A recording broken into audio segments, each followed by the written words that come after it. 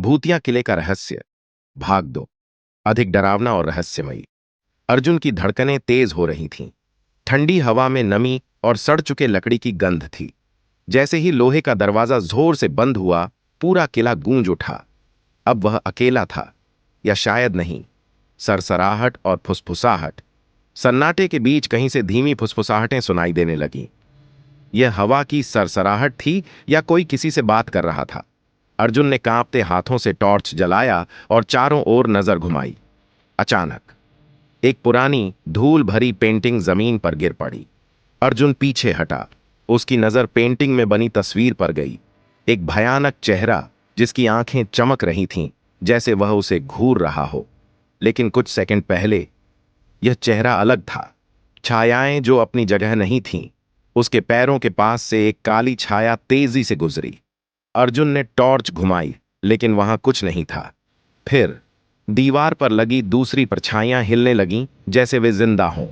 गुप्त दरवाजा और सुरंग की साजिश। अर्जुन ने साहस जुटाकर पेंटिंग के पीछे देखा। वहां एक पुराना, जंग लगा दरवाजा था। उसने धीरे से उसे खोला। अंदर एक संकरी अंधेरी सुरंग थी। उसकी दीवारों पर पुराने हाथों के निशान थे, मानो किसी ने बाहर निकलने की कोशिश की हो। अर्जुन ने एक कदम अंदर रखा ही था कि टप टप टप पानी की बूंदें नीचे गिर रही थीं। लेकिन वहां पानी था ही नहीं। कदमों की गूंज और दहशत की आहट। उसके पीछे से अचानक जमीन पर किसी के नंगे पैर घसीटने की आवाज आई। अर्जुन का खून जम गया। उसने धीरे धीरे पीछे मुड़कर देखा। वहां एक अधजली काली आकृति खड़ी थी।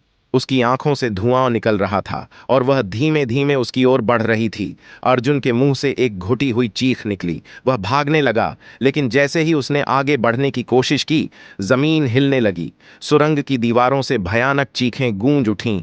और फिर अंधेरा, सन्नाटा, और अचानक अर्जुन के सामने सुरंग के अंत में एक विशाल दरवाजा था, जिस पर खून से लिखा था, अब बहुत देर हो चुकी है, लौटने का कोई रास्ता नहीं।